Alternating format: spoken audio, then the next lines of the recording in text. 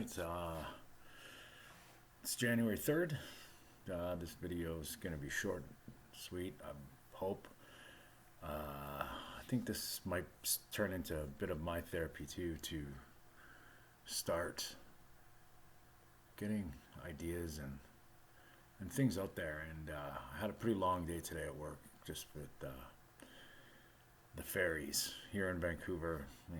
Well, British Columbia, we have the BC ferries. It was a long day, missed a sail, had to wait 4 hours for a ferry. It's a hard day when you work for a couple hours and you're waiting for ferries and then you're on the ferries. But I did some research, did some studying,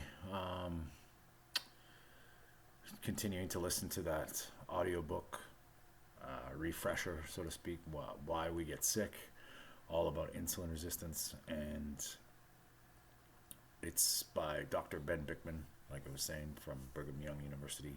He studies insulin and the effects of insulin on the body. And it's pretty crazy how I think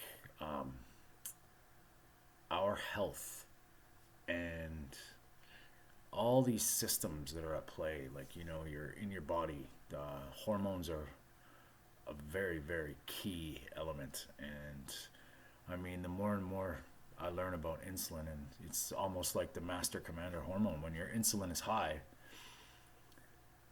or your blood sugar spiked, causes an insulin response, and then everything else is a little bit. I don't think your body. It's so busy dealing with the blood sugar, and you're so riding high on insulin. We can get into what insulin resistance is and insulin sensitivity. Obviously, when you want to be anabolic, you want to be insulin sensitive. And, when your body's constantly riding an insulin spike, so we'll give you for a reference. Now, not saying everybody should be low carb, but just to give you an example, my old typical day would have been wake up, God knows when, a bowl of cereal, then probably a smoothie of some kind with fruit. Maybe, at one point in my life I was working out quite a lot, and I would have had a workout, then a protein shake with some kind of fruit, or maybe chocolate or something. And then later on I'd have some lunch. It would be a sandwich of some kind, wrap, whatever. And then dinner would involve meat, potatoes, or pasta.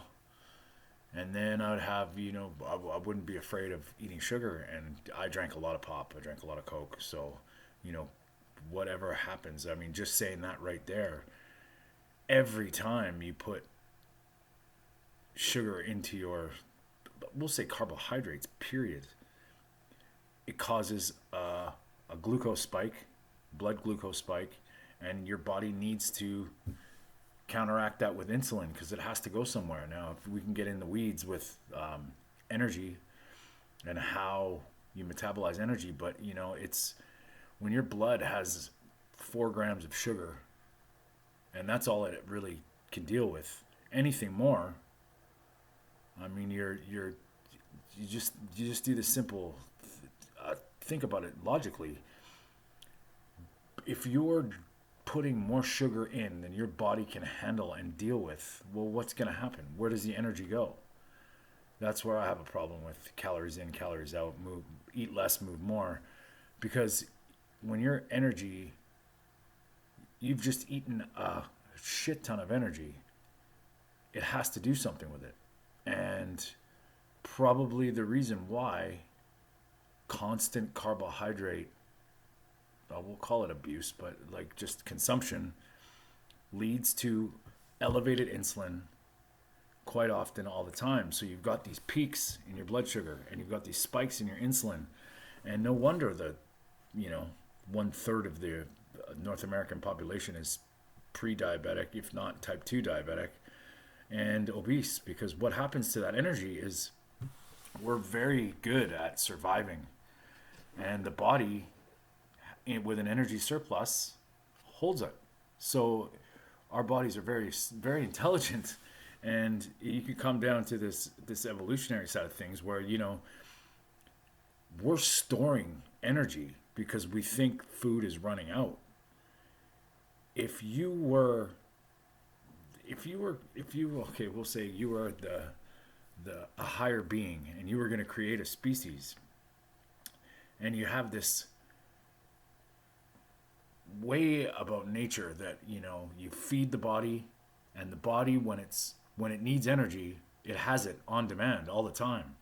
And there's things to be said about, we're the only species on the planet that holds body fat and is unhealthy at the same time, or sick, or we have problems. Now every other species, it's a natural cycle. Bears put on weight and then they hibernate and they sleep it off. They put on that energy, but it's natural.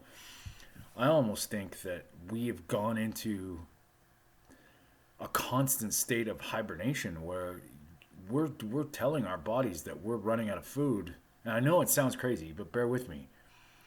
So when food is in abundance, energy is in abundance, not just food. We have to hold on to that energy because, the simple fact is your body's saying we might not have this. But now we're in a situation where food is 5 minutes away at any point in your day. You just reach for some chips, reach for some nuts, or worse, chocolate bars and candy and Coke. Everything's open, convenience stores and stuff. So now all of a sudden you're put in this position where you're feeding your body constantly, whether you're hungry or not. It's either a brain thing or a body thing, or very rarely is it hunger. Because if you look at fat, body fat, from way out, okay, body fat, what is it? It's potential energy. We can use carbohydrates and fat for energy. Carbohydrates. Fat is hydrocarbons. It's the same thing. It's just mixed up in the molecules. So realistically, where you get your energy from completely depends on your metabolic state and your metabolic flexibility and how well you're dealing with the energy. If you have a surplus of energy and your body can't use it, or it thinks it's going to run out, then obviously it's going to put on body fat. That's why keto works. That's why low carb makes sense, because you're actually just switching the fuel tank. And if you're able to tap into your body fat for energy, well, what is hunger? Hunger is a signal, and it's created. We created hunger. We created that hangry, or, your brain is so jacked on sugar that it never gets a chance to rest and never gets a chance to actually catch up. So if you think about fasting and you think about metabolism in a sense of what naturally you'd think your body would, what you put into it, it would deal with as it needs. And if it can't get it, it would store it so that we'd have it for when we don't have it. Now, that's fasting. That's intermittent fasting. That is not eating for a specific amount of time and then tapping into your own body fat for energy. It's simple. It's not complicated. Keto is a state, you're in glycolysis or you're in ketosis. Ketosis is just a spillover effect from burning fat for energy. So people get really confused and really tricked into this ketosis numbers, my ketones. It is a valuable tool to be able to switch your fuel tanks from when you deplete your body of glycogen, which is carbohydrate, sugar storage in your muscles and in your liver. Your body will resort to burning body fat. You think if you are 250 pounds and you don't eat for 2 days, you're going to starve. That's not true. It's impossible. You might be deficient you might be mineral depleted or electrolyte depleted or something, but you have the energy in your body.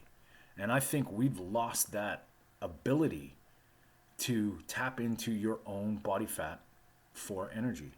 And that's simply what a ketogenic diet would do, would be it pushes your body past the point of needing sugar for fuel, storing sugar for fuel, and starts to use body fat for energy. And what the spillover effect is ketones, and you're in ketosis. So it's not, the diet is obviously it's great and it's a valuable tool for people, but I think the key should be fat adaptation. Like, you should be fat adapted. Your body should be able to use fat for energy, or if there's carbs around or sugar, you eat the sugar, you use the sugar, nothing gets stored.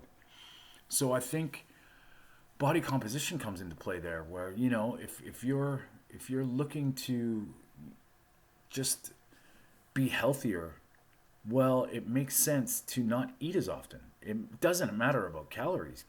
Obviously, calories are a measurement that we use for food energy, and food,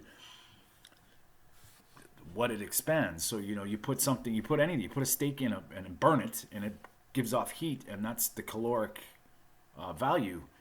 But it really, really gets complicated when it's in your body. So I know that there's certain processes that your liver, for instance, breaks down, which is your most precious metabolic tool.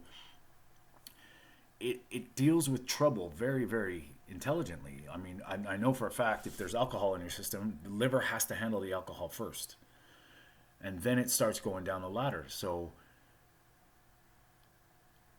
as it needs things, it can create them. We can make carbohydrates. It's called gluconeogenesis. When your body needs glucose, we can make it. We do not need sugar.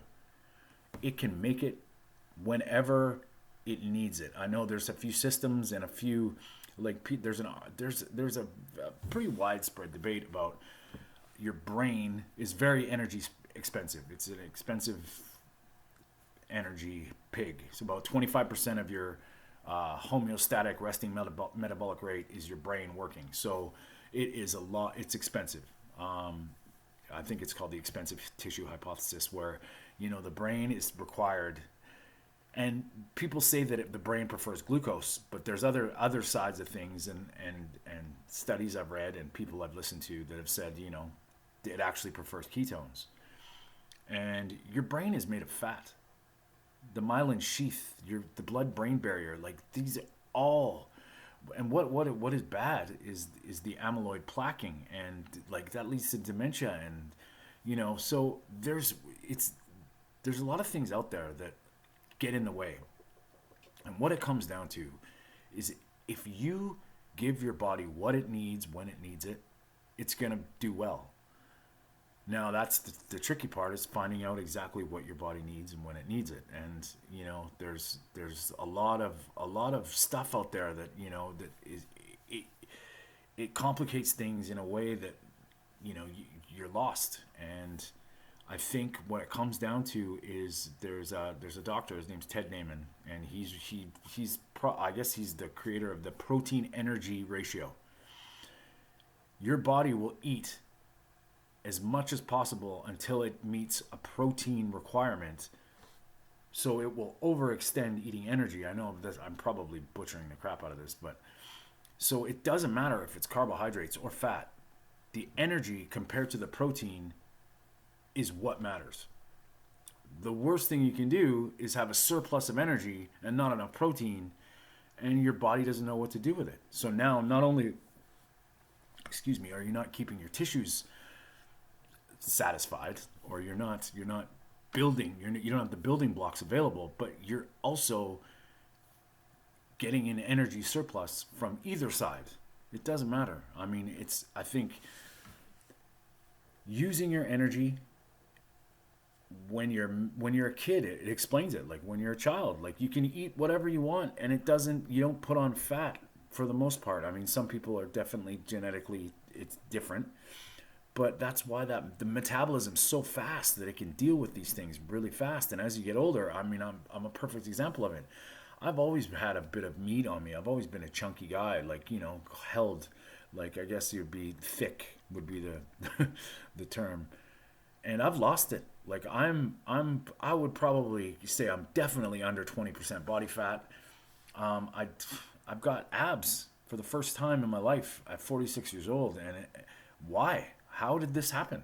I've been in the gym on and off my whole life, working out pretty hard. I got pretty strong when I was younger, and like pretty serious into sort of the bodybuilding side of things. And I never ever had abs. And the thing that's different now is that I think I'm eating enough protein from good sources. I would argue to say that animal protein is better. Can you do it with plant proteins? Sure. You might take a little bit more or mix and match, but yeah. But the energy side of things. So I'm now eating carbohydrates in a conscious state. So if I have carbs, I make sure I'm either, I've been to the gym or I'm going to the gym, or that carbohydrate is a one-time deal during the day. So I'm only eating carbs once a day if I do, and the rest I know because I've tested my ketones, and I'm in ketosis almost every morning on a minor level. Like, I'm not chasing numbers like most people like chase like over zero point 0.5 millimoles per liter in your blood. It doesn't matter. I don't even care anymore. I know that I'm feeling good because I'm not hungry. I never have cravings. People can eat stuff in front of me and sugar in front of me, and I never want it. I choose to sometimes, like, hey, everybody likes cake, and you go have a piece of cake. But I think what you got to do is you got to really think about what we're supposed to be doing. And I don't think food was this available. And when we were evolving as a species, whether we were created by God or we naturally evolved, we didn't have food like we do now. And you can skip the dishes right now, get whatever you want. And I don't know if that's a good thing. I think people should test their hunger, test yourself, get past that hangriness, because you're not going to die. The difference between starvation and you run out of things, you run out of energy, and you run out of, your body catabolizes muscle, it catabolizes fat. So you're not going to starve in 2 days. It's it's not. I'm probably, I'm 185 pounds, and I probably have about at least a week's worth of potential energy in reserves. And when you're not riding high on sugar, it's easier. And I don't crave. I don't need to eat. I choose to eat. I know that I need nourishment, but I don't have to worry about it. And whether I eat at dinner time or like tonight, I got home really late and had a late dinner. It kind of screws up my circadian rhythm. That's another talk. But I think you just gotta test yourself and see. Skip breakfast. Start skipping breakfast. Just skip.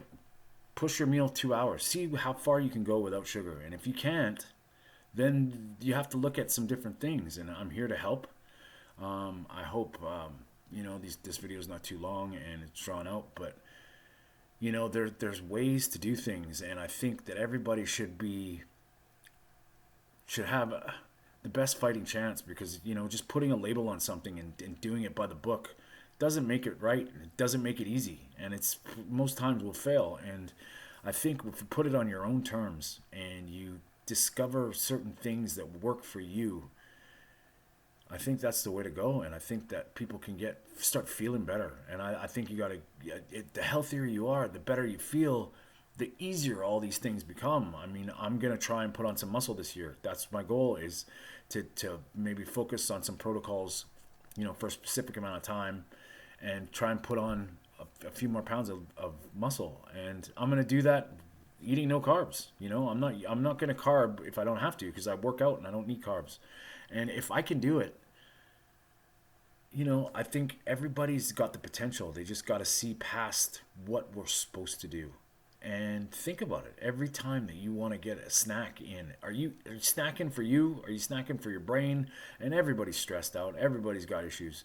But if you're snacking for the right reasons, to fill gaps or to gain nourishment or gain something, but when you're just throwing in empty calories all the time, 6, 7, 8 times a day, it's going to lead to bad things. And we're going to get into more deeper stuff in the future. Just kind of throwing some thoughts and some stuff out there. I'm going to keep this under 20 minutes. Pretty soon you'll know where to find me, and I'm going to keep doing these things and sort of let you know how my days are going. And you can do things. You can do great things, and you can feel great. It's just a matter of trying to start to think outside the box and think, really think. Stay strong, everybody. Be healthy. Try and be healthy. Do what you can. We'll talk to you later. Have a good one.